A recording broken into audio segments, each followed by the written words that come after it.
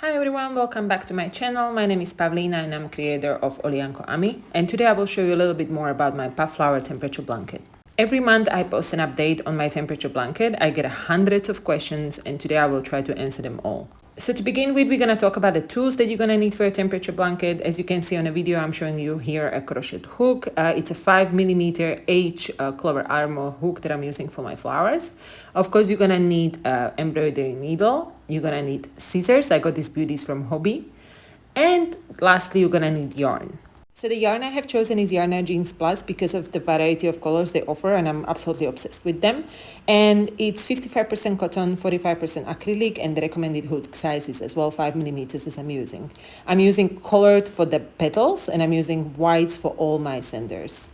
I really love this yarn, not just because of the colors they offer, but also because how it looks. It creates this puffy effect, and that's the purpose of the puff flower, right? And it's really soft and it's really, really great to work with.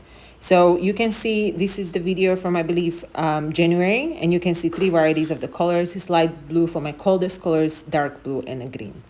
So here I'm showing you my color chart or my template, which you can absolutely copy. Please feel free, take a screenshot, whatever you would like. And right here, I tied my yarn to the edges of my notepad, and I wrote down which color, which number of the color, and is associated with which temperature. I'm based in Central Europe, in Warsaw, Poland, so this is European temperatures, but you can, of course, adjust it to Fahrenheit or whatever works the best for you. In this next part, I'm going to show you the little chart or calculation that I have made to track all the temperatures.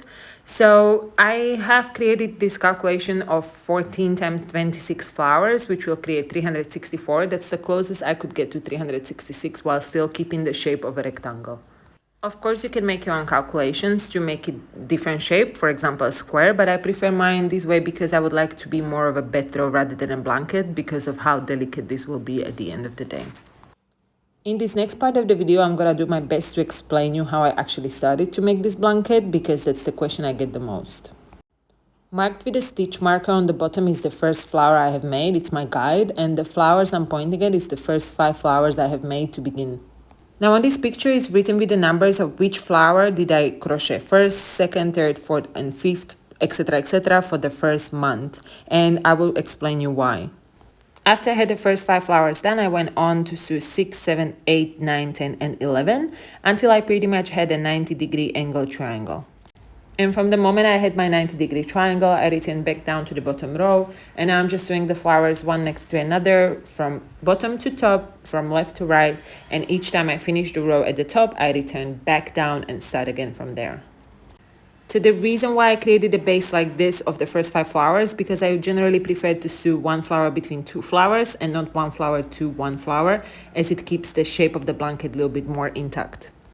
And in the very last bit of the video, I will just quickly show you which part of the flower am I actually using for sewing to make sure that I don't disturb the shape of the flowers.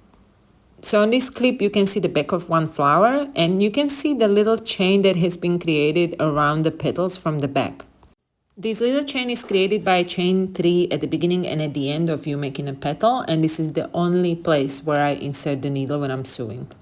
And this is it for today. I believe I answered all the questions that have been asked, but please, if you have any more questions, feel free to comment on the video. Thank you for watching.